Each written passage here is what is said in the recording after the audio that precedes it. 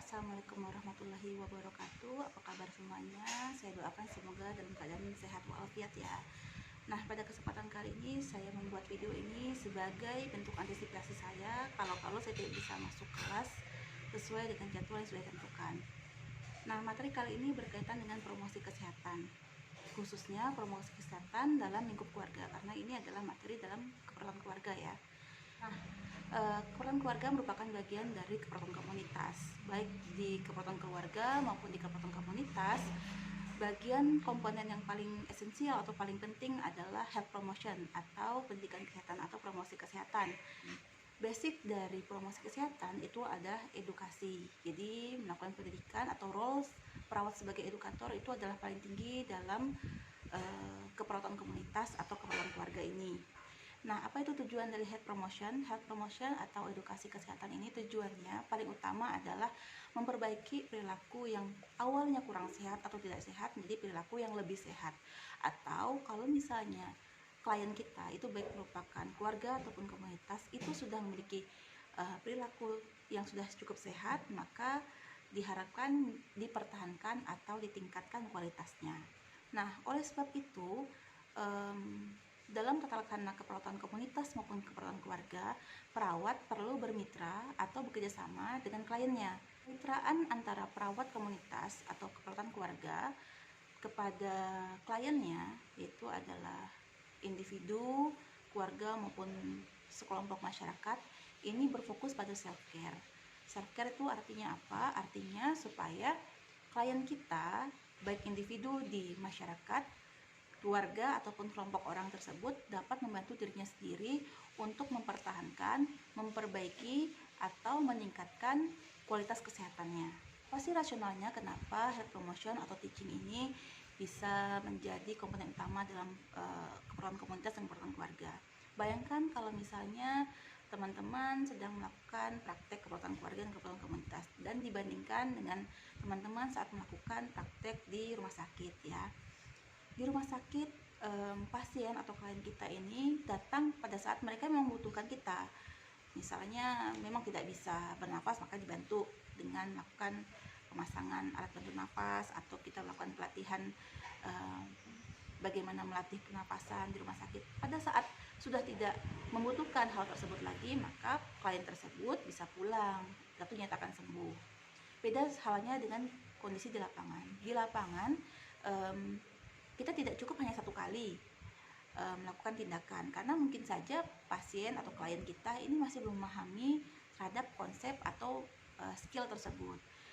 Nah, kalau misalnya tidak dibiasakan atau tidak diajarkan, maksudnya kalau di rumah sakit kan kita sebagai perawat yang melakukan ya, tapi kalau di rumah ataupun di masyarakat komponen yang lebih luas itu tidak mungkin kalau misalnya kita terus-menerus nih yang menyuapi. Nah, supaya mereka bisa menjaga dirinya sendiri, itu konsepnya dari self-care, maka kita perlu membekali mereka dengan ilmu pengetahuan, kemudian membantu mereka mengubah sikap, serta memberikan mereka ilmu tentang keterampilan-keterampilan praktis yang berkaitan sama kesehatan, khususnya yang berkaitan sama kondisi kesehatan masing-masing. Kalau misalnya di keluarga A permasalahannya adalah diabetes, mungkin bisa diajarkan senam diabetes. Di keluarga B misalnya ada lansia, maka bisa diajarkan cara-cara membantu pergerakan lansia tanpa menyebabkan cedera misalnya. Atau misalnya keluarga C itu ada anak dengan usia bayi dan balita, maka kita bisa mengajarkan cara-cara merawat bayi dan balita atau mencegah kondisi yang merugikan kesehatan bayi dan balita, seperti itu. Nah, oleh sebab itu, promosi kesehatan bisa juga dimaknai sebagai suatu usaha untuk memampukan keluarga atau memampukan individu dalam keluarga atau memampukan sekelompok orang dalam masyarakat supaya dapat memaksimalkan kesehatannya, baik yang awalnya sakit menjadi lebih baik atau memang sudah sehat menjadi lebih sehat. Nah, sekarang coba kita ingat-ingat. Mungkin tadi kurang relate atau kurang bisa dirasakan. Nah, coba teman-teman ingat, apakah di masa lalu teman-teman ini punya masalah berkaitan sama kesehatan yang saat ini sudah tidak ada. Masalah berkaitan sama kesehatan ini bisa saja yang berhubungan sama fisik maupun mental ya. Nah, pasti ada waktunya teman-teman ini berubah. Nah, siapa yang bisa merubah ini? Jika ini sikapnya adalah siapa ya, konteksnya adalah siapa. Jika ada orang yang bisa mampu merubah itu, coba pikirkan, diingat-ingat, apakah benar-benar teman-teman ini berubah karena sekedar kata-kata atau konten yang disampaikan, ataukah karena caranya, atau misalnya teman-teman sebenarnya dilibatkan dalam upaya tersebut. Anggaplah misalnya sikap ini atau orang yang membantu teman-teman untuk merubah perilaku yang kurang sehat itu adalah guru teman-teman di masa lalu ya. Jadi misalnya teman-teman merokok di sekolah, atau misalnya teman-teman minum di sekolah. Nah, apakah gurunya ini hanya memberitahu tentang dampak merokok, dampak dari minum-minuman keras saja, terus teman-teman bisa berubah? Misalnya yang awalnya banyak menjadi lebih berkurang, yang awalnya memang merokok atau minum akhirnya tidak sama sekali. Kan perubahan itu tidak harus yang awalnya ada terus menjadi sama sekali tidak ada. Bisa aja yang awalnya banyak berubah menjadi lebih sedikit, berkurang sedikit demi sedikit, itu juga termasuk perubahan yang lebih baik.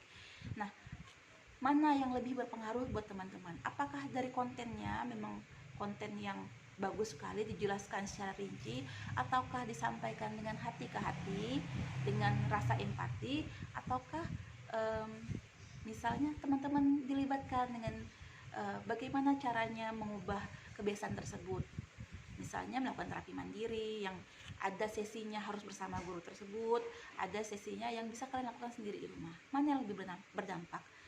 Nah, health promotion itu sebenarnya juga seperti itu. Jadi tidak hanya sekedar kontennya, tapi juga bisa aja caranya dan juga apakah melibatkan si klien kita apa enggak. Karena biasanya semakin dilibatkan si klien dalam upaya perbaikan dirinya sendiri, atau perbaikan dalam keluarganya, atau perbaikan dalam komunitasnya, maka biasanya semangat untuk berubah itu semakin tinggi, karena dia merasa aku punya porsi loh untuk hal ini. Nah, promosi kesehatan ini sangat dipengaruhi oleh beberapa hal. Nah, beberapa hal ini kita sebut dengan determinan kesehatan. Determinan kesehatan itu apa saja? Determinan kesehatan itu bisa aja lingkungan fisik, lingkungan psikis, kemudian genetika, lalu juga misalnya perilaku individu itu sendiri pada saat sebelum melakukan promosi kesehatan. Kemudian yang kelima itu adalah pelayanan kesehatan yang tersedia. Nah, semua determinan kesehatan ini bisa berpengaruh menjadi si klien kita menjadi lebih baik atau menjadi lebih buruk, bisa mempercepat tujuan dari promosi kesehatan ini tercapai, bisa juga memperlambat promosi kesehatan ini. Nah, oleh sebab itu, dalam pelayanan keperluan keluarga maupun keperluan komunitas, tata laksananya tidak bersifat individu, tapi menyeluruh. Nah, praktik promosi kesehatan ini berkiblat pada Ottawa Charter. Ottawa Charter ini merupakan hasil dari konferensi internasional yang dilakukan oleh WHO pada tahun 1986 di Kanada. Ottawa Charter ini menghasilkan 5 aksi dan 3 strategi. Apa saja itu? Kita bahas satu persatu. 5 aksi yang ditetapkan dalam Ottawa Charter ini, yang pertama adalah membangun kebijakan publik yang sehat. Yang kedua, menciptakan lingkungan yang mendukung. Yang ketiga, memperkuat aksi masyarakat. Yang keempat, mengembangkan kemampuan personal.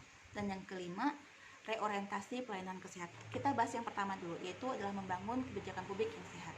Ketika membangun kebijakan publik, maka tujuannya bukan hanya supaya mencegah individu atau perorangan dalam kelompok atau dalam keluarga atau dalam masyarakat itu supaya tidak sakit, tapi juga untuk mempermudah mereka agar dapat mengambil pilihan-pilihan yang lebih sehat. Dalam tujuan pelindungan, maka hal ini diatur dalam wewenang legislatif, regulatif, kemudian juga pajak. Sedangkan kalau upaya ini tujuannya supaya mempermudah masyarakat mengambil pilihan yang sehat, maka tidak hanya bersandar pada satu sektor saja. Nah, apa saja contoh yang termasuk dalam aksi membangun kebijakan publik yang sehat? Misalnya aturan tentang mengenakan sabuk pengaman, kemudian aturan menggunakan helm di area konstruksi, kemudian aturan tentang larangan merokok di area publik.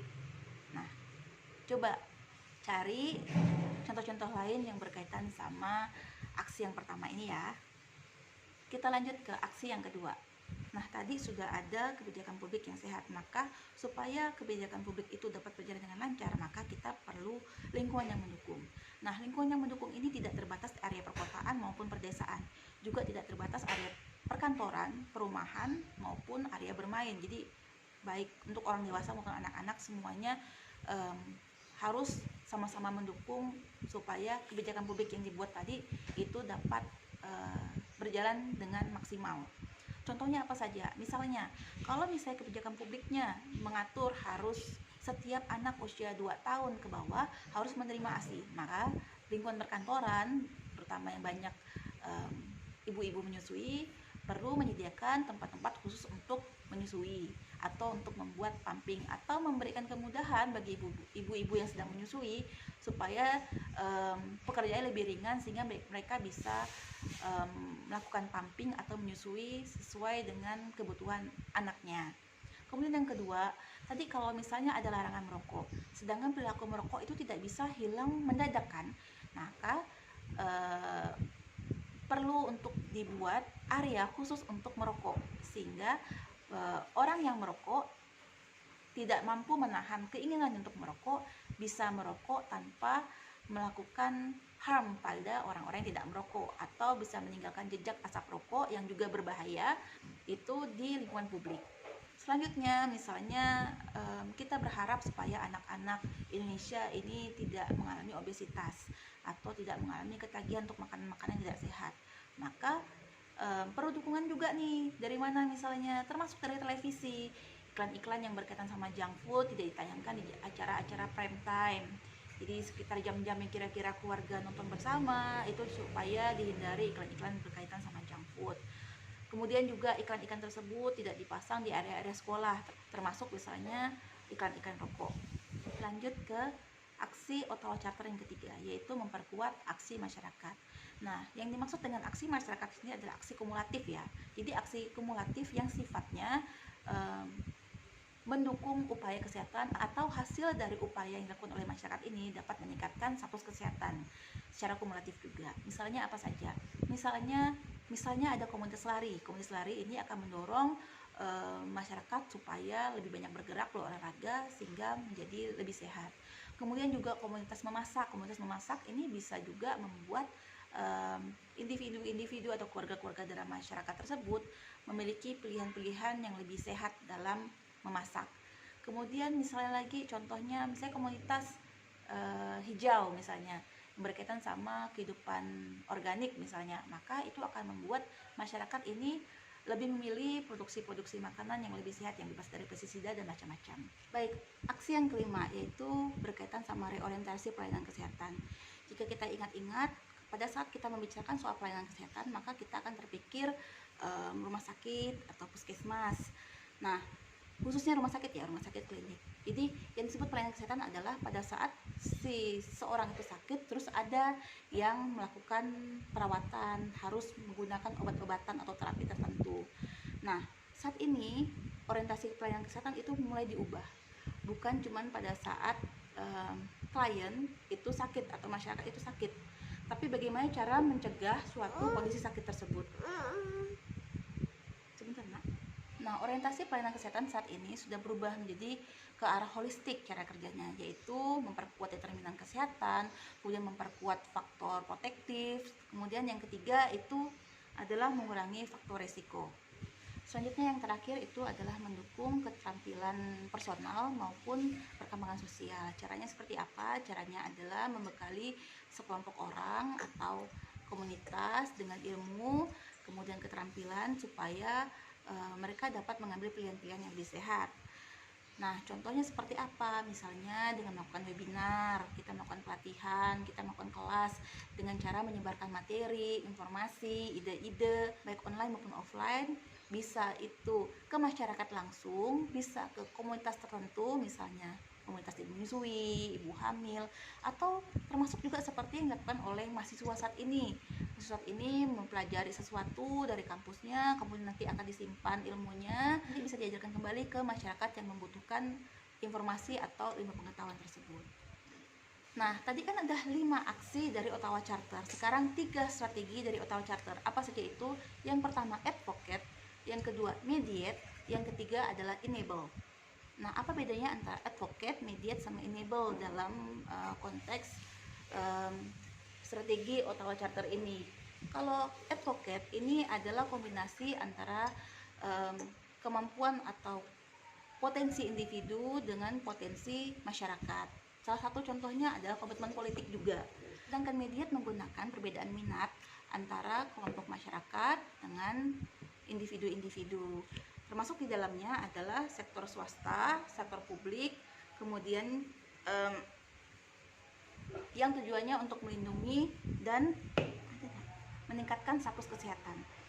Sedangkan enable ini berfokus pada segala kegiatan atau upaya yang dapat berpotensi menjalin kemitraan dengan individu, keluarga, kelompok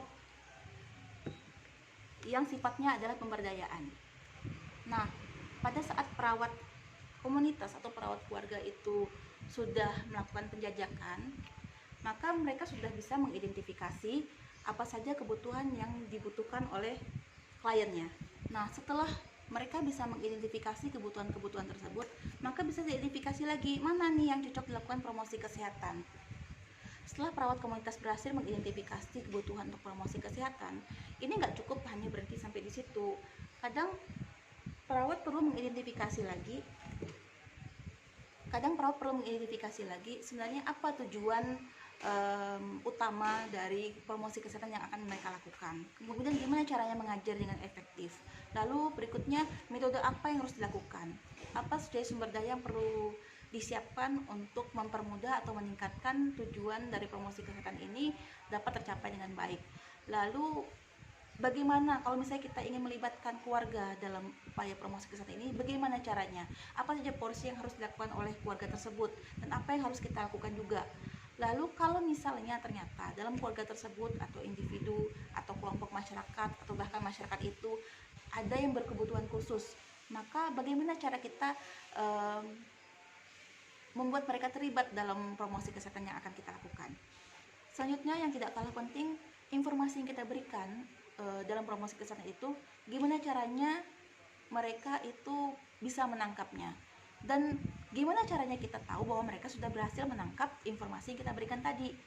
Nah, perawat itu perlu mempertimbangkan kenapa ada individu atau kelompok masyarakat yang lebih paham dengan materi yang sama yang kita berikan, sedangkan ada individu maupun kelompok tertentu yang kok nggak paham dengan informasi yang kita berikan, padahal materinya sama, cara penyampaiannya sama, orang yang menyampaikan juga sama.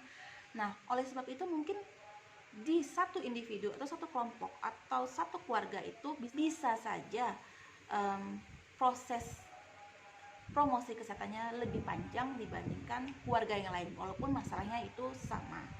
Kenapa hal itu bisa terjadi? Seperti yang saya sebutkan sebelumnya, ada determinan kesehatan. Determinan kesehatan itu bisa memperkuat atau bisa memperlambat. Jadi kita harus menentukan determinan kesehatannya apa saja nih yang dalam keluarga tersebut atau kelompok tersebut bisa kita maksimalkan, atau yang kita bisa prediksi atau antisipasi permasalahannya. Nah, dengan kita mengetahui soal proses belajar mengajar antara kita perawat dengan klien kita, serta disertai dengan ilmu tentang perubahan perilaku, karena kan tujuan dari promosi kesehatan adalah perubahan perilaku, maka perawat insya Allah akan bisa memaksimalkan tujuannya supaya bisa tercapai baik di level individu, keluarga maupun masyarakat. Lalu apa saja tahap-tahap perubahan perilaku itu? Jadi state of change itu terdiri atas 3, yaitu yang pertama adalah unfreezing, yang kedua changing atau moving, dan yang ketiga adalah refreezing. Yang pertama unfreezing itu adalah ada keinginan untuk berubah itu mulai ada. Sedangkan pada tahap changing atau moving, ide-ide baru atau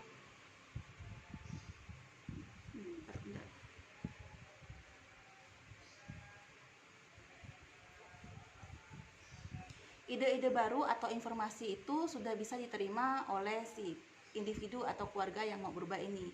Kemudian setelah itu tahap refreezing itu ketika ide-ide baru tadi yang sudah dilakukan trial and error, mana yang dicoba cocok dengan individu dan keluarga itu, mana yang lebih cocok. Lalu setelah dilatih berkali-kali, akhirnya menjadi lebih stabil. Nah, pada saat prosesnya menjadi lebih stabil, kemudian menjadi kebiasaan dan akhirnya menetap, itu disebut dengan fase refreezing. Nah, supaya perubahan-perubahan yang kita harapkan dari promosi kesehatan yang kita lakukan itu atau kita rencanakan, maka kita perlu mendesain supaya perubahan itu dapat terencana. Jadi ini change by design ya, bukan by default. Coba kita perhatikan gambar berikut ini. Jadi ada beberapa model manajemen perubahan yang dapat diadopsi dalam praktik keperawatan ya. Nah, salah satu yang biasa diajarkan dalam keperawatan itu adalah force field model atau the three stage model of change. Nah, yang buat itu namanya Kurt Lewin. Nah, yang tadi saya sebut dengan unfreezing, change, dan refreezing model itulah yang disebut dengan model dari Kurt Lewin ini. Nah, model dari Kurt Lewin ini cocok digunakan dalam lingkungan yang stabil. Jadi penggunaan model ini menggunakan driving forces dan resisting forces. Agen forces artinya agen perubahan atau kita sebagai perawat dapat mendorong ke arah yang menyebabkan perubahan itu terjadi. Atau bisa juga agen perubahan ini memfasilitasi perubahan karena sudah ditemukan nih apa saja hal-hal atau sudah diidentifikasi kebutuhan untuk diubah dari pihak yang ingin kita ubah ini. Nah, selanjutnya kalau restraining forces ini sebaliknya. Jadi resisting atau restraining forces ini adalah hal-hal yang justru menghambat klien kita sampai ke tujuan yang diharapkan. Kita coba lihat dulu gambar selanjutnya ya. Jadi pada praktiknya di tahap pertama itu tahap unfreezing, kita perlu untuk memperkuat atau meningkatkan driving forces sekaligus memperlemah restraining forces-nya.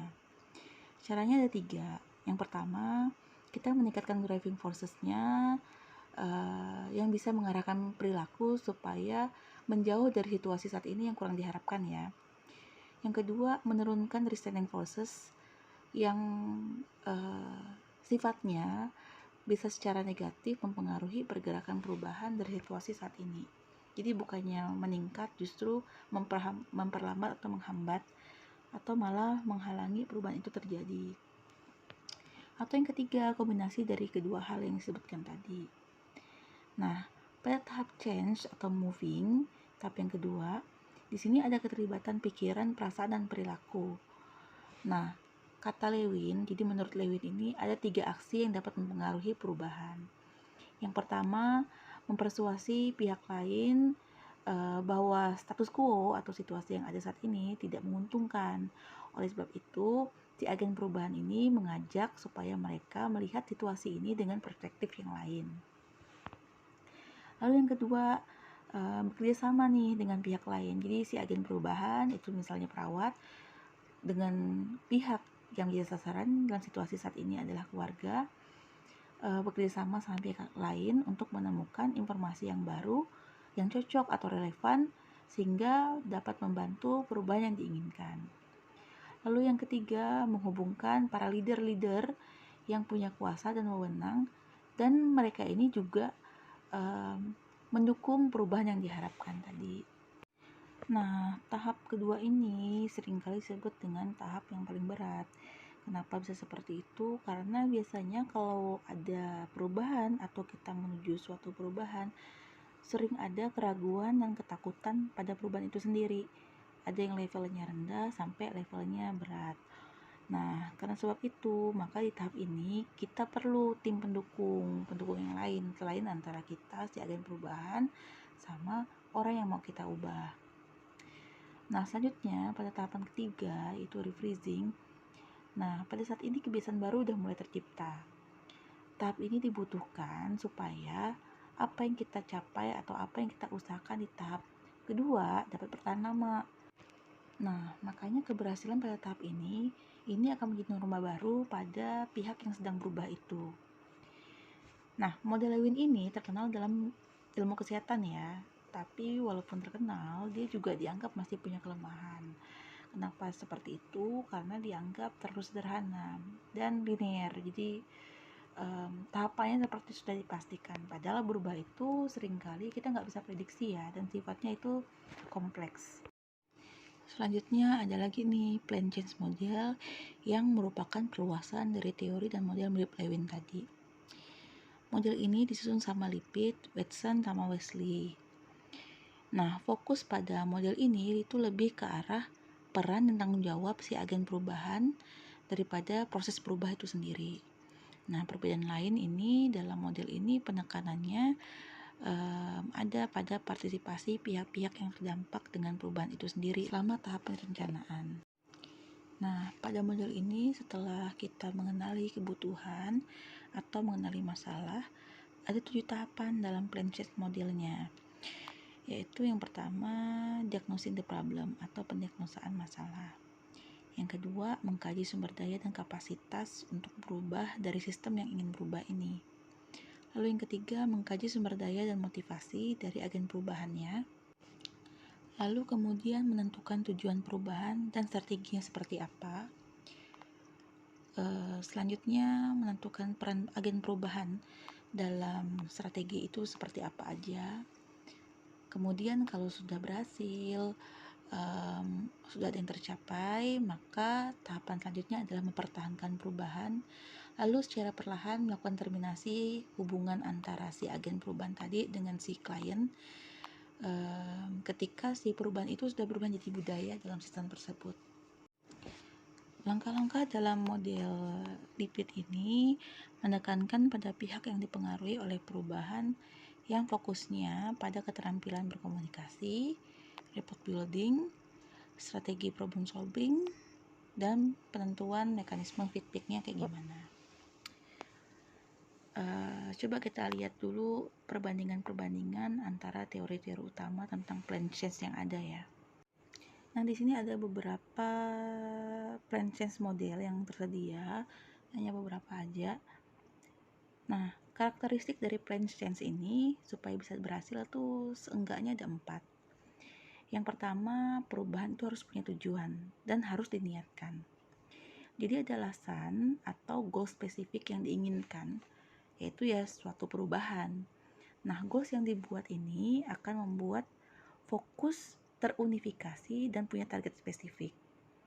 Kalau perubahan tidak terencana atau disebut juga unplanned change, itu biasanya terjadi secara serampangan dan outcome-nya tuh atau hal luarnya tuh nggak bisa diprediksi kayak gimana.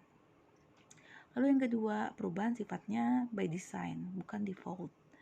Jadi perencanaannya dibuat secara sistematis dan menyeluruh, dan kalau sudah terencana dan sistematis, maka ada kerangka struktur supaya proses berubah itu punya peta tujuan yang terarah.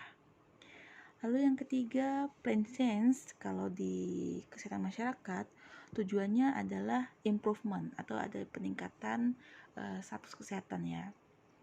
Nah, oleh sebab itu selalu diupayakan supaya mencari situasi atau kondisi atau status yang lebih baik dari kondisi yang terjadi saat ini, dengan cara mempromosikan tingkat efisiensi yang lebih lanjut dari misalnya statusnya sudah bagus, bagaimana efisiensi yang lebih baik dibandingkan cara-cara yang sudah dilakukan saat ini. Selanjutnya yang biasanya dipromosikan adalah peningkatan safety. Selanjutnya juga pasti status kesehatan kalau masalahnya adalah kondisi penyakit ya. Tapi termasuk di dalamnya adalah penyediaan shelter dan pelayanan kesehatan untuk populasi homeless. Jadi yang kayak gitu biasanya suka jarang disinggung. Nah, tujuannya supaya apa? Supaya terjadi nih peningkatan kesejahteraan dalam kelompok yang ini. Selanjutnya yang keempat, plan change model biasanya dilakukan dengan seorang agen perubahan. Nah, fungsi agen perubahan ini atau the change agent ini adalah sebagai katalis dalam pengembangan dan penentuan desain dan mengambil peran leadership atau edukator dalam proses perubahan itu. Nah, coba perhatikan gambar berikut ini. Gambar ini juga merupakan model lain yang merupakan pengembangan dari teori perubahan Lewin. Nah, kalau yang tadi ada 7 langkah, yang ini ada 8 langkah. Perbedaan antara teorinya Spradley, jadi gambar ini mirip Spradley dan namanya Spradley Change Theory. di teori ini kita ada evaluasi konstan. Jadi terus-menerus ada evaluasi selama implementasi dilakukan sampai memastikan bahwa tujuan dari implementasi yang dilakukan itu sudah sukses tercapai.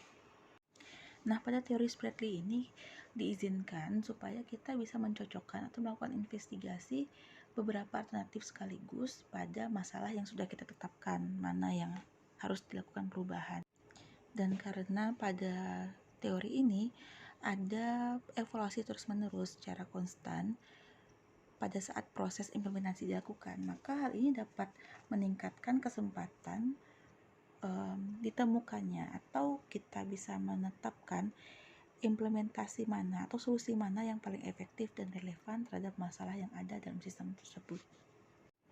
Selanjutnya, teori Spratly ini bisa menjadi instrumen pada perubahan sosial, yaitu merupakan perubahan dari bottom up, dari bawah ke atas, atau corporate change, dari atas ke bawah atau top down. Nah, tadi kita sudah melihat step-step dalam gambar ya. Nah, sekarang coba kita praktekkan step-step tadi, 8 step tadi dalam berbagai agregat. Kita ambil contoh yang paling umum di lingkungan keperawatan keluarga dan komunitas ya.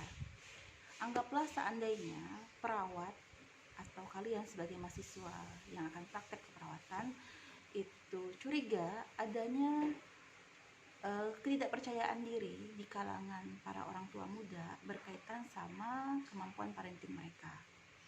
Maka jika kita mengikuti step by step, step pertama kita mengumpulkan atau mencoba untuk membuktikan kecurigaan kita itu dengan membuat kuesioner yang tujuannya untuk mensurvei tanda-tanda yang mungkin muncul pada orang tua muda berkaitan dengan keterampilan parenting mereka. Selanjutnya, di step kedua.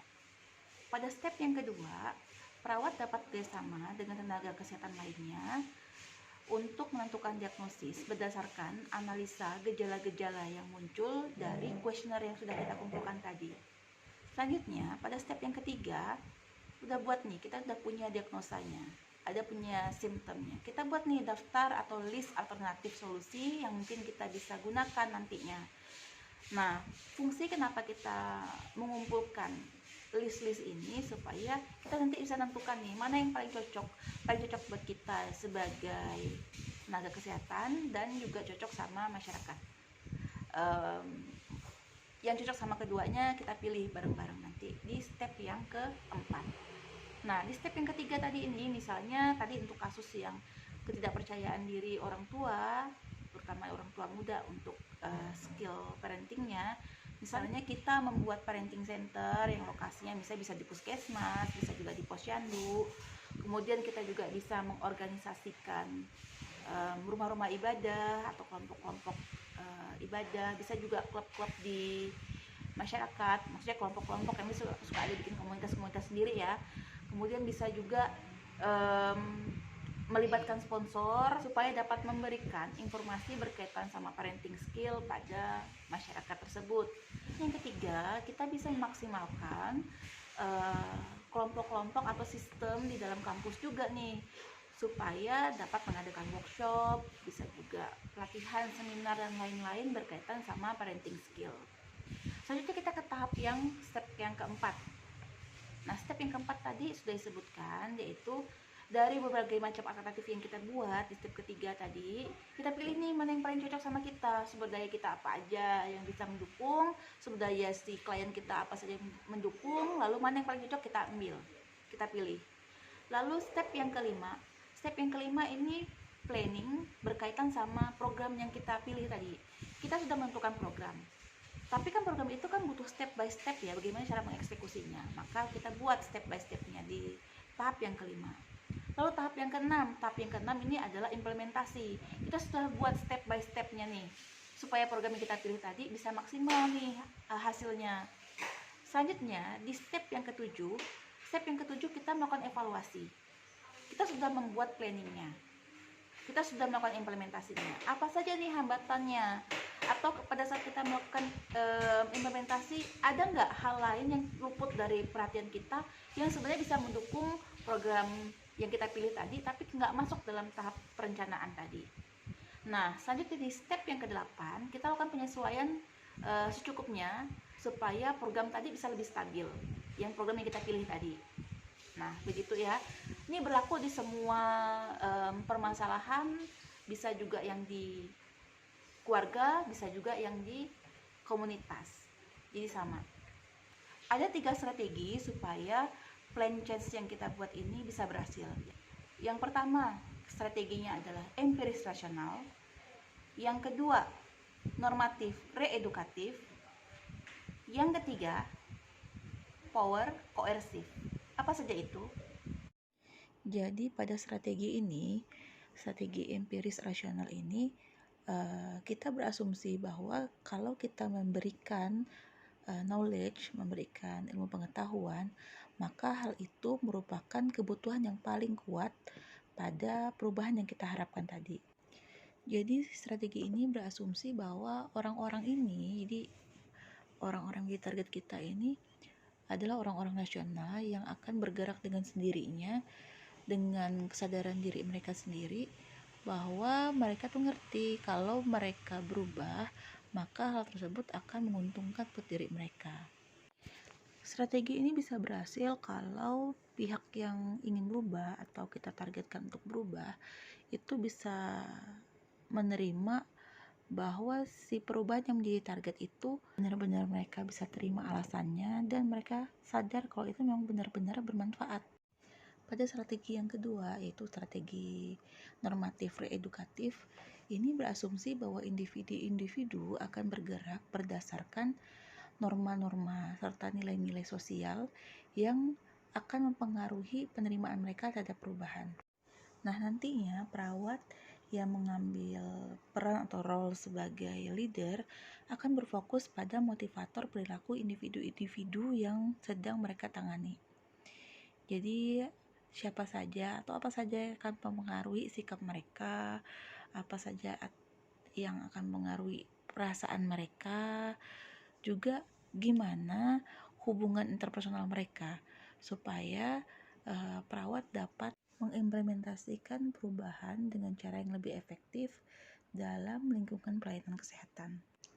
Nah, kalau strategi power coercive ini memanfaatkan kekuasaan dari pihak-pihak yang berwenang. Pada strategi ini, effort perawat tidak terlalu banyak, dia cukup kecil, dan pada proses perubahan itu kita tidak bisa banyak ikut campur. Strategi power coercive ini bisa digunakan ketika perubahan yang diharapkan ini sifatnya kritis dan waktu yang dibutuhkan untuk berubah itu sangat terbatas. Selain itu, prediksi terhadap resistensi penerimaan dari perubahan yang ditawarkan diduga cukup tinggi dan juga dirasakan sulit untuk memperoleh konsensus, maka pilihan strategi ini adalah yang paling tepat. Berbagai strategi power coercive bisa kita lihat selama pandemi COVID-19. Nah, dalam praktek keperawatan keluarga dan praktek keperawatan komunitas, sebenarnya perawat itu selalu menghadapi perubahan-perubahan. Nah, tugas perawat itu adalah bagaimana mengatasi suatu masalah sambil mencegah masalah lain supaya nggak terjadi, sekaligus dapat mempromosikan suatu perubahan yang baik di masyarakat menjadi lebih baik. Nah, apa saja prinsip-prinsip yang dapat mempengaruhi perubahan-perubahan positif itu? Ada 6. Yang pertama adalah prinsip of participation. Yang kedua, prinsip of interdependence. Yang ketiga, prinsip of proper timing. Yang keempat, prinsip of self understanding. Yang kelima, prinsip resistance of change. Yang keenam, prinsip of flexibility. Kita bahas satu persatu. Nah, prinsip yang pertama yaitu principle of participation. Jadi orang-orang yang terdampak langsung dari perubahan yang kita tawarkan atau yang kita sepakati itu seharusnya berpartisipasi sebanyak mungkin dalam setiap tahapan yang ada dalam proses plan change yang kita buat tadi. Nah, keterlibatan mereka ini sangat penting karena beberapa alasan. Jadi, kalau kita berkolaborasi sama orang-orang yang tertarik dengan perubahan itu, maka dalam prosesnya akan banyak sekali ide-ide, kemudian insight-insight yang muncul sehingga akan meningkatkan kualitas dari rencana perubahan itu. Partisipasi dari orang-orang ini akan meningkatkan kecenderungan bahwa tujuan perubahan ini akan tercapai. Nah, selanjutnya prinsip yang kedua yaitu principle of resistance to change. Nah, sebenarnya semua sistem secara insting itu akan mempertahankan status quo, status yang ada saat ini. Sehingga agen perubahan dalam hal ini adalah perawat dapat memprediksi bahwa orang-orang yang akan dilakukan intervensi ini akan menolak untuk adanya perubahan. Kenapa seperti itu? Karena mekanisme homeostatik dalam mengoperasikan atau menjalankan sistem apapun sebenarnya berusaha mencari cara untuk mempertahan equilibrium. Jadi perubahan itu dianggap sebagai ancaman pada stabilitas dan keamanan sistem tersebut. Lebih jauh lagi, semua sistem itu akan mengalami yang disebut dengan inersia, sehingga mereka rata-rata akan menolak memulai terjadinya perubahan. Inersia atau bahasa latinnya itu iners, itu lebih sering kita dengar dalam pelajaran fisika. Itu artinya adalah lebam. Jadi atau disebut juga dengan gaya materi. Jadi yang dimaksud dengan inersia adalah daya untuk menahan, sehingga setiap benda atau setiap hal atau sebuah sistem itu akan berusaha mempertahankan keadaannya saat itu, apakah saat itu keadaannya sedang diam atau bergerak ke depan beraturan atau berada dalam garis yang lurus. Nah, ini bisa digunakan sesuai dengan macam-macam konteks ya. Jadi dalam hukum 1 Newton itu kan pernah disampaikan bahwa sebuah benda tidak akan bergerak sampai dikenakan oleh gaya luar. Jadi dalam istilah yang sederhana, maka suatu sistem itu akan terus bergerak pada kondisinya saat ini tanpa berubah arah sampai ada gaya dari luar yang menyebabkan dia mengubah kecepatan atau arahnya. Orang pada dasarnya tidak akan mengambil langkah untuk berubah sampai mereka diyakini bahwa perubahan itu worth it. Resistensi juga bisa muncul dari konflik antara tujuan dengan metodenya atau dari misunderstanding mengenai apa saja hal-hal yang dibutuhkan untuk berubah atau sebenarnya makna perubahan yang digadangkan itu apa sih? Oleh sebab itu, melibatkan pihak-pihak atau orang-orang atau masyarakat atau individu atau kelompok dalam proses plan change seperti yang sudah disampaikan sebelumnya itu penting supaya dapat mencegah terjadinya resistensi. Cara lainnya ya tentu saja dengan menghadirkan atau mempertahankan pola komunikasi terbuka sehingga membuat ide-ide yang disampaikan dapat secara jelas dipahami sehingga jika ada ketidaksesuaian atau ketidaksepakatan dapat segera diatasi. Kemudian perawat harus mempersiapkan klien secara menyeluruh untuk perubahan yang akan mereka hadapi, termasuk menyediakan dukungan dan kesabaran selama proses perubahan itu dilakukan. Selain itu, perawat juga perlu untuk mendorong agar klien dapat menunjukkan respon maupun mengekspresikan perasaan mereka. Iya nak. Selanjutnya, principle of proper timing. Nah, kadang-kadang sebuah perubahan bahkan yang paling kita butuhkan dan desainnya tuh paling bagus perlu untuk ditunda terlebih dahulu karena belum tepat waktunya untuk diperkenalkan. Misalnya sistem klien itu sudah mengalami terlalu banyak perubahan dan masih cukup berat atau diprediksi akan mengalami stres apabila sistem yang baru ini akan kita perkenalkan lagi. Jadi bisa aja proyek lain atau aktivitas lain dalam sistem klien yang saat ini sedang terjadi akan rebutan energi nih kalau misalnya perlu dilakukan perubahan yang akan kita sampaikan tersebut. Anggaplah target kita adalah sekelompok wanita atau pasangan usia parubaya. Nah, mereka ini sedang mempersiapkan masa-masa pensiun, mungkin pada masa-masa menopause atau sedang persiapan lah menghadapi emptiness syndrome. Nah, lalu salah satu yang mereka ingin lakukan adalah membuat klub buku, jadi ngobrolin soal buku antara kelompok mereka yang punya karakteristik mirip. Tapi ternyata pada saat mereka akan membentuk klub buku itu, waktunya dekat banget sama tanggal merah, waktu-waktu libur. Nah, makanya walaupun tujuannya jelas, bagus, orangnya udah ada, mungkin step by stepnya sudah jelas, tapi perlu ditunda karena agak nggak mungkin ya masa-masa liburan yang ada shoppingnya, ada mungkin harus berkunjung ke kerabat jauh, kemudian ada macam-macam entah konser yang berhubungan sama keluarga, sehingga membuat mereka kayaknya nggak mungkin menyediakan waktu dan energi untuk membuat klub buku yang mereka gadang-gadangkan tuh efektif berjalan. Proper timing tuh penting, sama pentingnya lah dengan pada saat kita membuat desain perubahannya seperti apa, karena sama kayak berkebun. Jadi seed planting itu misalnya kita bertanam cabai, ya lebih baiknya di akhir musim hujan atau awal musim kemarau, karena mungkin terlalu banyak air hujan akan menyebabkan benih-benih cabai mati. Nah, sama juga dengan rencana kita, mau sebagus apapun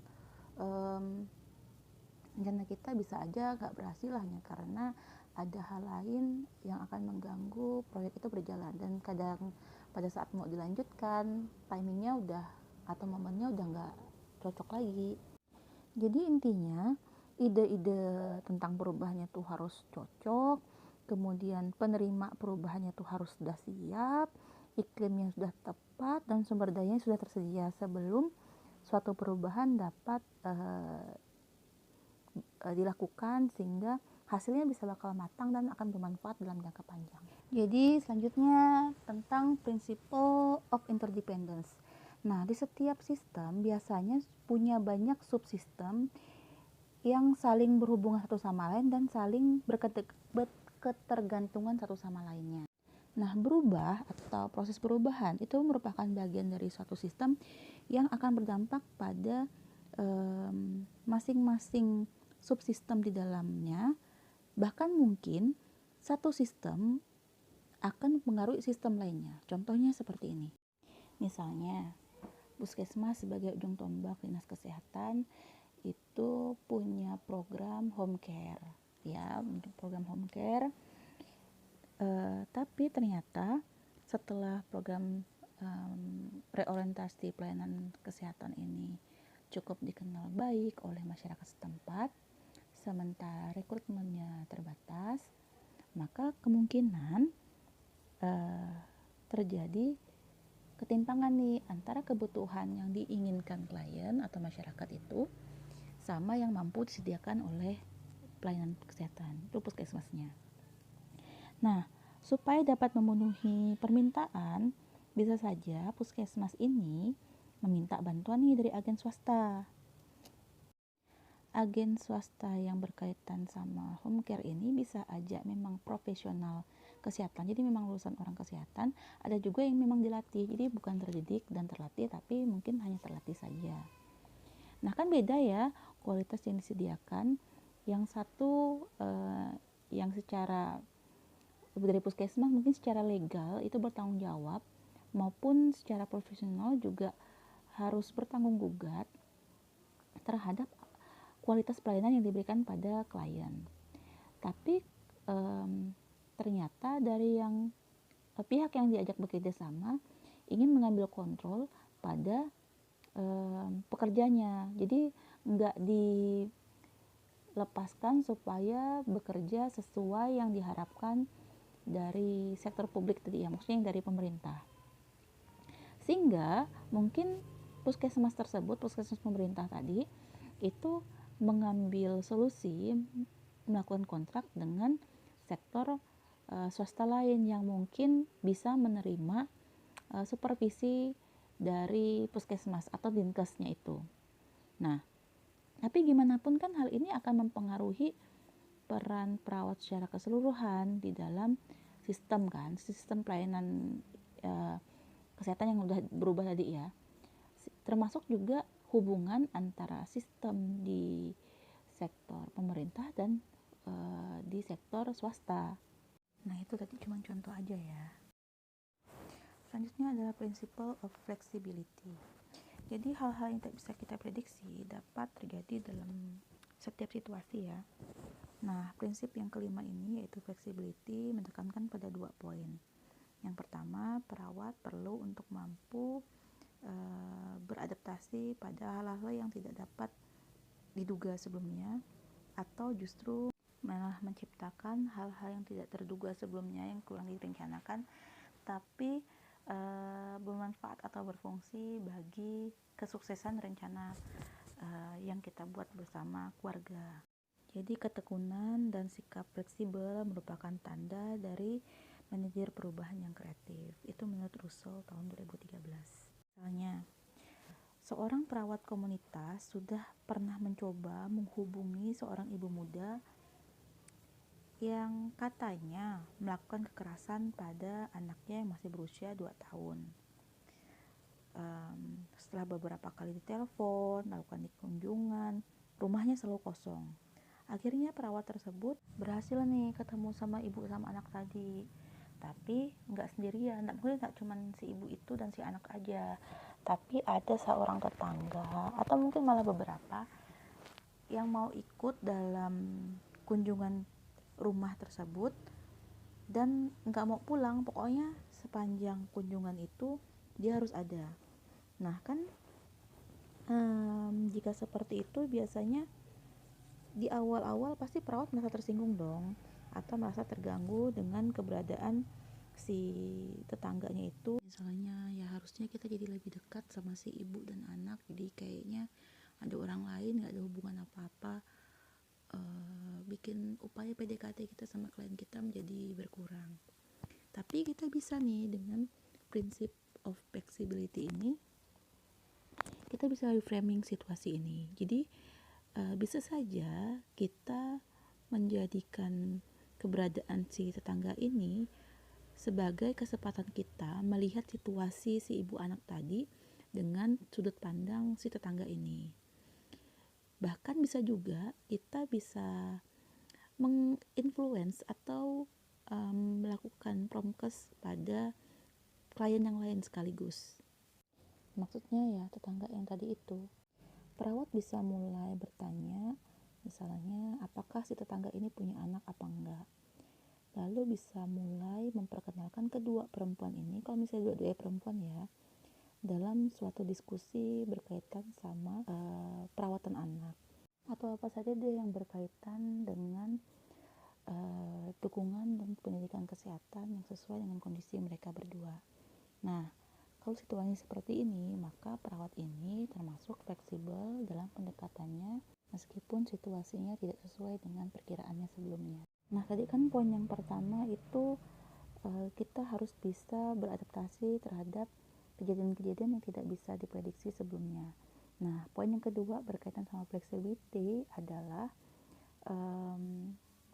si pembuat rencana harus bisa mengantisipasi masalah-masalah yang mungkin muncul dengan mempersiapkan strategi atau rencana-rencana alternatif. Selanjutnya yang terakhir adalah principle of self-understanding. Ya bisa dibilang self-understanding ini esensial ya untuk menjadi agen perubahan yang efektif. Kemudian kalau misalnya kita bisa mengenal atau mendefinisikan secara jelas apa peran kita, kemudian juga kita bisa mempelajari bagaimana pihak lain atau orang lain atau klien kita mendefinisikan apa peran kita untuk mereka, maka ini bisa menjadi basic kita nih untuk saling memahami atau mengerti nilai-nilai maupun motif masing-masing satu sama lain, sehingga kita juga bisa memprediksi apa sih yang mungkin akan diharapkan dari pihak klien itu. Jadi klien kita bakal mengharapkan apa, karena kita udah tahu nih apa definisi mereka terhadap peran yang bisa kita berikan pada mereka sebagai salah satu tenaga kesehatan. Selain itu, perawat juga seharusnya bisa mengerti apa saja sih karakter personality-nya mereka. Kita tuh apa personality-nya. Dengan mengenal personality traits kita, jadi kita bisa meningkatkan apa yang positif dari kita, serta memperkecil hal-hal negatif yang ada dalam diri kita, sehingga kita bisa menjadi agen perubahan yang lebih efektif. Oleh sebab itu, dulu kalau saya mengajar di psikologi keperawatan, maka salah satu hal yang pertama kali saya lakukan pada mahasiswa adalah melakukan pemeriksaan kepribadian. Dan saya kalau nggak salah sudah meminta ini sama kalian juga. Tujuannya adalah bukan hanya sekedar pengajarnya yang mengerti bagaimana tipe kepribadian mahasiswanya, sehingga tahu bagaimana cara lebih tahu lah cara bagaimana berkomunikasi atau bagaimana menanggapi suatu persoalan daripada mahasiswa, tapi juga supaya mahasiswa itu mengerti atau mengenal kepribadian dirinya. Dengan mengenal kepribadian dirinya, memahami dirinya sendiri, maka dia bisa mengetahui nih kira-kira tantangan mana atau situasi mana yang tidak bisa dihadapi sendiri, bahkan tidak bisa ia hadapi atau belum mampu dihadapi secara maksimal, mana yang kira-kira dia justru unggul nih untuk menghadapi situasi-situasi seperti itu. Sehingga pada prakteknya di lapangan itu akan mempermudah dirinya sendiri. Tadi di awal video sudah saya sampaikan bahwa basic dari health promotion ini adalah teaching atau edukasi. Jadi peran perawat sebagai edukator digunakan dalam health promotion. Nah, teaching ini tujuannya apa sih? Tujuan dari teaching ini adalah supaya orang yang di teaching atau orang yang diajari atau orang yang diedukasi itu mengalami yang disebut dengan learning atau belajar. Tahapan perubahan dari health promotion itu supaya klien kita itu belajar atau learning. Nah, targetnya itu ada 3, yaitu dari domain kognitif, kemudian dari domain efektif, sama domain psikomotor. Domain kognitif terdiri dari knowledge, comprehension, application, analysis, sintesis, sama evaluation. Yang dimaksud dengan domain kognitif pastinya hal-hal yang berhubungan sama proses berpikir dan sangat berkait erat dengan hal-hal yang sudah ia kenal atau sudah pernah ia ingat sebelumnya. Karena tujuan dari promosi kesehatan itu adalah perubahan dari proses belajar maupun perilaku, maka dalam POMKes itu kita membutuhkan domain kognitif, ada perubahan dalam domain kognitif hingga sampai level tertentu.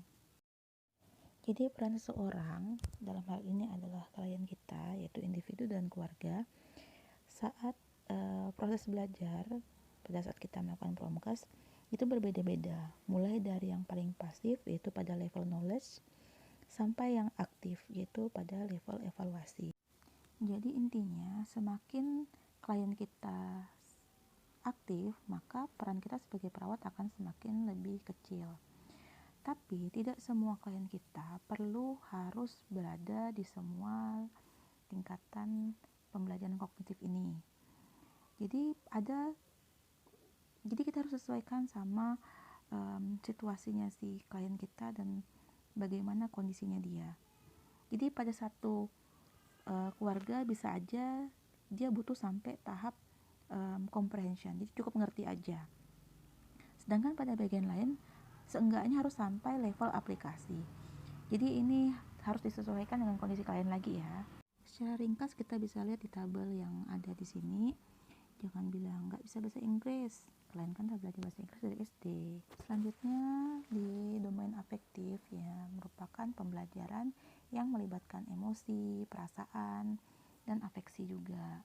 Jadi perubahan dengan domain afektif ini sangat berkaitan erat sama minat pribadi, sikap dan nilai-nilai si klien kita. Jika kita ingin bekerja di domain ini, maka sebagai perawat kita harus berusaha supaya mempengaruhi klien kita agar value sama perasaannya itu tergugah agar mengikuti value atau ide-ide yang dapat meningkatkan status kesehatan klien kita tersebut. Bagaimana seseorang bersikap dan nilai-nilai yang mereka miliki itu biasanya berkembang secara bertahap. Hal ini dibentuk dengan hubungan mereka bersama keluarga mereka, teman-teman mereka, pengalaman mereka, bahkan juga termasuk budaya. Sehingga mungkin saja ini merupakan bagian yang paling sulit untuk berubah, kecuali perawat ini ngerti bagaimana suatu sikap atau nilai-nilai itu berkembang dalam diri klien itu. Nah, perubahan sikap, perilaku maupun nilai-nilai dapat berubah dengan cara yang sama dengan bagaimana mereka mempelajari suatu perilaku, sikap atau nilai-nilai yang tadinya kita ingin kita ubah itu. Yaitu kita mengubahnya dengan menggunakan imitasi, peniruan, dan conditioning. Kita bisa menggunakan role model, terutama orang-orang yang berada dalam lingkungan si klien itu, baik lingkungan teman maupun keluarga yang sudah melakukan atau mempraktekkan perilaku kesehatan yang kita inginkan. Kerap kali perawat sering dianggap sebagai role model oleh klien, sehingga dengan alasan seperti ini maka perawat harus berhati-hati mendemonstrasikan perilaku kesehatan di depan klien. Seringkali perubahan yang berubah berdasarkan domain afektif itu disebabkan karena ternyata perawat menyediakan suatu pengalaman yang memuaskan klien selama proses pembelajaran. Misalnya ketika perawat menyadari partisipasi si klien itu dalam kelompok-kelompok ini, maksudnya dalam keluarga, dalam upaya mengubah suatu perilaku yang kurang sehat dalam keluarga tersebut. Nah, kalau sudah seperti ini, lakukan pujian, terutama pada saat mereka sudah menyelesaikan tugas-tugas yang kita berikan. Kita kan sudah menyusun rencana-rencana untuk masing-masing anggota keluarga, lalu mereka berhasil menyelesaikannya, jangan lupa dipuji. Lalu dorong mereka atau motivasi mereka supaya dapat bertahan dengan perubahan yang sudah direncanakan tersebut. Nah, pujian yang diberikan seperti ini itu bisa memperkuat atau meningkatkan potensi kesuksesan dari upaya kita dibandingkan kalau kita hanya mengkritik saja kekurangan-kekurangan yang dialami oleh si klien. Domain psikomotor berkaitan dengan hal-hal yang bisa terlihat dan keterampilan-keterampilan yang dapat didemonstrasikan di depan kita. Beberapa hal yang perlu dipelajari oleh klien kita di dalam keluarga maupun di masyarakat, salah satunya adalah cara memandikan bayi, bagaimana cara mengukur suhu, bagaimana melakukan pemeriksaan mandiri untuk payudara sama testis, lalu bagaimana cara bernafas untuk masa prenatal dan pada saat melahirkan. Kemudian melakukan latihan olahraga ROM misalnya. Lalu misalnya bagaimana cara berjalan dengan menggunakan alat bantu. Jadi ada 3 syarat pembelajaran psikomotor. Yang pertama, si klien atau pembelajarnya itu harus bisa atau punya kemampuan untuk mempraktekkan keterampilan yang akan kita ajarkan. Selanjutnya, dia juga harus bisa punya gambaran atau sensory image tentang kayak mana cara mengerjakan keterampilan ini. Selanjutnya yang ketiga, ya harus dipraktekkan. Dia udah punya gambarannya, dia punya kemampuannya, dia harus mempraktekkannya. Tadi yang dimaksud dengan mampu melakukan suatu keterampilan itu nggak harus secara fisik ya, tapi juga secara intelektual dia mampu, dia bisa memahami, dan secara emosi dia juga mampu untuk melakukan keterampilan yang kita maksudkan.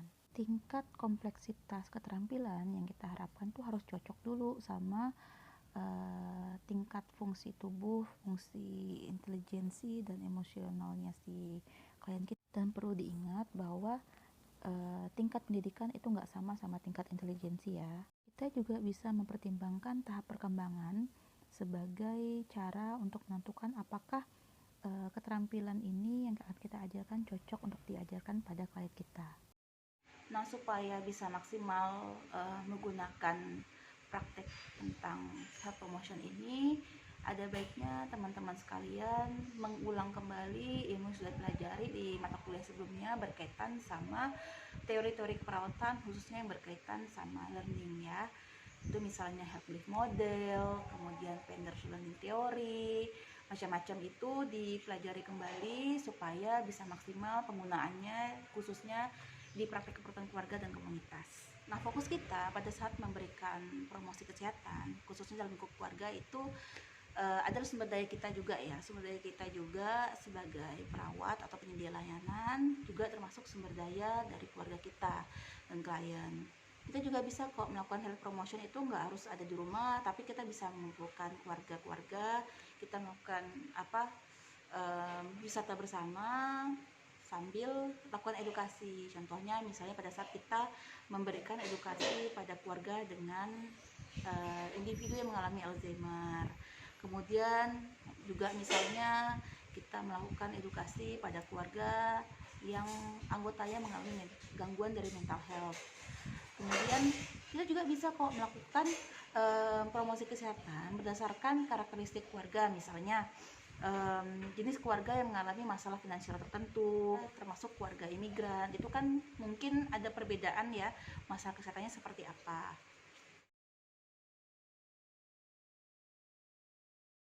Nah, sebagai mahasiswa keperawatan yang mungkin baru melakukan praktek keperawatan komunitas di masyarakat, maka sering bingung nih, ada banyak nih masalah kesehatan di masyarakat yang kita pelajari, ada banyak. Nah, kalau misalnya ada keluarga atau masyarakat bertanya, misalnya saya menguasai bidang ini atau kondisi penyakit ini, tapi masyarakat yang bertanya berkaitan sama masalah ini, jadi gimana nih?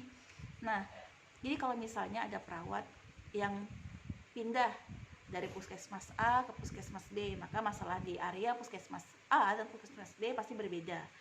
Maka perlu kita melakukan antisipasi promkes yang mungkin bisa kita berikan. Basicnya itu apa aja? Kita lihat dari mana? Kita lihat dari data di dinas kesehatan atau puskesmas itu. Jadi biasanya petugas yang berwenang itu, baik itu dinkes ataupun dari puskesmas, itu pada saat menentukan program unggulan atau program utama mereka itu berdasarkan kondisi yang terjadi di lingkungan yang menjadi tanggung jawabnya. Kalau misalnya lingkungan itu ternyata ada banyak nih remaja-remaja yang sudah mengandung atau sudah punya anak, maka target promkesnya berarti sasarannya itu. Jadi kalau misalnya bingung mau kemana, ya udah ke sasaran utama aja dulu. Karena kenapa? Karena populasi dari ibu remaja yang mengandung maka akan menyebabkan populasi bayi yang juga mengalami resiko. Sehingga pada saat perawat datang berkunjung ke dalam rumah-rumah keluarga, ke masyarakat, itu perlu untuk melakukan edukasi berkaitan tentang prenatal, postnatal, kemudian juga berkaitan sama perawatan bayi baru lahir, konfirmasi berkaitan mitos-mitos tentang bayi baru lahir atau tentang ibu hamil dan menyusui, hal seperti itu. Termasuk di dalamnya juga jadwal berkala, kapan ibu harus ke rumah sakit atau puskesmas atau posyandu, kapan bayinya harus dibawa konsultasi, karena setiap bulan itu target yang harus dipenuhi ibu atau dipenuhi oleh keluarga itu berbeda. Selain itu juga kita bisa menyampaikan berkaitan sama tanda bahaya bayi. Nah, kadang seringkali tanda bahaya bayi kapan harus dibawa ke pelayanan kesehatan, kelihatannya baik-baik aja nih, tapi sebenarnya dia tidak baik-baik saja. Misalnya anak usia 6 bulan dipanggil namanya kok belum noleh. Nah, itu termasuk tanda bahaya bayi yang sebenarnya perlu untuk dikonsultasikan. Tapi karena merasa, anaknya baik-baik aja nih, dia makannya bagus, tumbuhnya bagus, nggak kelihatan sakit, maka tidak perlu dilakukan pelayanan. Tapi dengan adanya kita sebagai perawat menyampaikan soal tanda bahaya bayi seperti itu, misalnya pada kelompok komunitas yang memang membutuhkan itu, maka keluarga atau komunitas tersebut bisa menyadari bahwa masalah yang kami hadapin ini, kita melakukan pengecekan atau berkunjung ke pelayanan kesehatan untuk tindakan lebih lanjut. Nah, apakah pelayanan kesehatan atau health promotion ini harus dilakukan di rumah, nggak harus. Kalau memang misalnya dia ada di sekolah, boleh dilakukan di sekolah. Kalau misalnya ada di tempat kerja, boleh di tempat kerja. Boleh juga kalau misalnya pada saat sedang rekreasi, tergantung.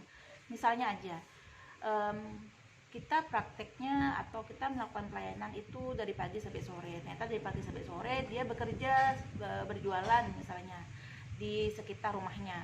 Ya kita nggak perlu harus tunggu dia pulang kerja sebenarnya. Kita bisa melakukan itu di tempat kerjanya. Jadi tinggal kalau misalnya harus membutuhkan anggota keluarga berkumpul, maka buat jadwal. Tapi kalau pada saat kita melakukan intervensi atau pengkajian individu dalam keluarga tersebut, kita bisa melakukannya secara terpisah, di sekolah, bisa di tempat kerja, bisa pada saat mereka sedang berlibur juga bisa, asal dapat izin ya. Jadi kita melakukan kontak terlebih dahulu pada keluarga tersebut. Nah, soal tentang apa yang harus diberikan perawat terhadap keluarga selain dari yang sudah ditentukan dari puskesmas atau dinkes tersebut di dalam program utama mereka, selanjutnya disesuaikannya dengan kebutuhan keluarga. Tapi apa saja sih yang perlu dipersiapkan perawat atau mahasiswa keperawatan pada saat akan melakukan promkes? Yang pertama adalah personal safety. Apa saja personal safety yang harus disiapkan? Pertama, siapkan segala sesuatu yang teman-teman butuhkan sebelum praktek. Nomor telepon keluarga yang akan didatangi. Kalau misalnya lupa, karena kan mungkin tempatnya luas ya. Nomor telepon keluarga datangi sambil mengkonfirmasi apakah bisa dikunjungi apa enggak. Kalian juga tetap harus bawa uang tunai secukupnya, tidak usah berlebihan. Kemudian jangan lupa aktifkan nomor Anda sendiri, karena ada kemungkinan dari puskesmas atau pelayanan kesehatan atau rekan Anda sendiri akan menghubungi Anda berkaitan sama kerjaan yang sedang kalian lakukan. Selanjutnya, kalau misalnya teman-teman menggunakan kendaraan umum, maka perhatikan jadwal operasional kendaraan umum tersebut. Jangan sampai pada saat kalian melakukan promkes dalam satu keluarga, pulangnya nggak bisa karena jadwal operasionalnya sudah tutup. Selanjutnya, pada saat kalian sudah sampai di rumah keluarga yang akan kalian lakukan edukasi, maka jangan pernah masuk ke dalam rumah sampai kalian memastikan memang itu adalah rumah klien Anda. Kalau misalnya ini adalah bukan kunjungan pertama teman-teman, tapi pada saat kunjungan pertama orang yang muncul berbeda sama orang yang muncul di kunjungan yang kedua, maka pastikan dulu ada nggak orang yang kemarin sebelumnya sudah kalian temui. Kalau bisa pastikan sampai orangnya sudah keluar rumah dulu. Jadi jangan masuk sampai orang yang sebelumnya kalian temui itu terlihat. Ini untuk mencegah masalahnya bisa aja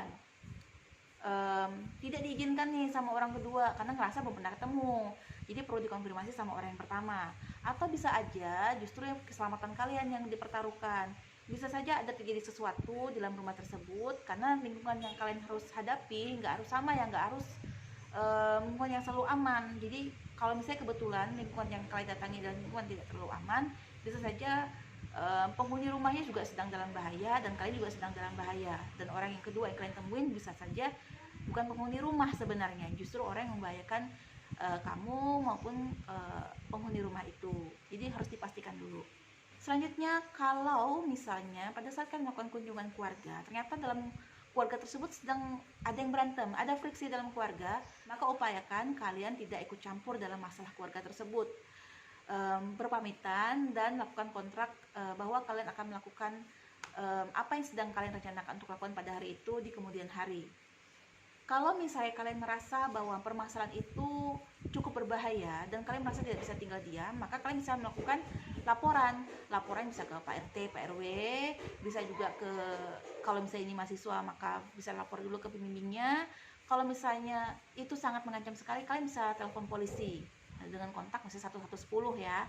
Selanjutnya, kalau misalnya kebetulan di dalam rumah tersebut ada anggota keluarga yang dalam pengaruh alkohol atau narkoba. Kalau misalnya orang tersebut ada di ruangan yang sama dengan kamu, dengan teman-teman sekalian, sebaiknya hentikan dulu kegiatan kalian. Tapi kalau misalnya ada di ruangan berbeda, masih boleh dilanjutkan. Disesuaikan. Kalian yang mempertimbangkan itu, upayakan safety kalian itu diutamakan dalam upaya melakukan promosi kesehatan, karena jangan sampai kalian mengambil resiko tetap melanjutkan promosi kesehatan dalam kondisi ada anggota keluarga yang dalam kondisi tidak stabil. Selanjutnya, misalnya klien yang kalian datangi ini adalah ibu dan anak. Anggaplah tadi ibu dan anak remaja yang kalian ingin melakukan edukasi berkaitan tentang perawatan anak ya pada si ibu ini. Tapi pada kunjungan yang kedua ternyata kalian menemukan ada beberapa orang asing di sana. Sebenarnya orang-orang asing ini anggaplah sekumpulan pemuda ya, sekumpulan pemuda ini nggak ganggu sebenarnya, nggak mengganggu kalian pada saat promosi kesehatan, tapi mengganggu konsentrasi kalian. Iya sayang, iya. Selain mengganggu konsentrasi, hal ini juga bisa membuat mungkin teman-teman masih tidak nyaman, merasa vulnerable kok, takutnya nggak nyaman awalnya sama si pemilik rumah. Itu sudah terbentuk trust, jadi udah ada komunikasi, jadi ngerasa nyaman. Tapi dengan kelompok orang yang asing ini kalian jadi merasa tidak nyaman untuk melanjutkan promosi kesehatan itu. Maka ada baiknya supaya menunda terlebih dahulu promkesnya, sambil kalian pastikan dulu apa hubungan pemuda-pemuda tadi dengan ibu anak tadi yang sedang kalian lakukan promkes. Sambil kalian coba observasi atau lakukan anamnesa lebih lanjut, apakah sekelompok pemuda ini memiliki pengaruh pada situasi kesehatan keluarga yang sedang kalian bina ini. Pada saat kita melakukan pendekatan pada keluarga, kita punya 4 pendekatan pada keluarga tersebut, yaitu yang pertama, keluarga sebagai konteks, yang kedua, keluarga sebagai klien, yang ketiga, keluarga sebagai sistem, dan yang keempat, keluarga sebagai komponen masyarakat. Selain itu, ada 10 intervensi alamiah yang perlu diperhatikan oleh perawat supaya Selain itu, ada 10 intervensi alamiah yang perlu diperhatikan oleh perawat supaya tidak ada keseimbangan antara kesehatan individu dalam keluarga dan kesehatan keluarga itu sendiri.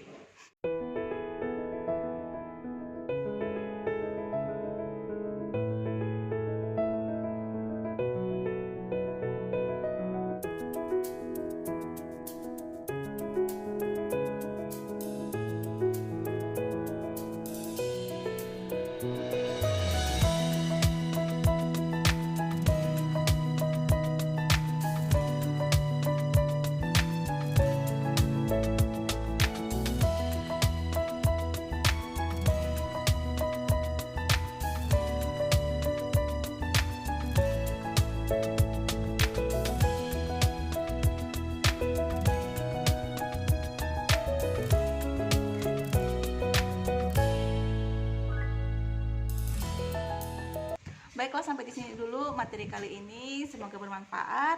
Sampai jumpa di pertemuan selanjutnya. Wassalamualaikum warahmatullahi wabarakatuh.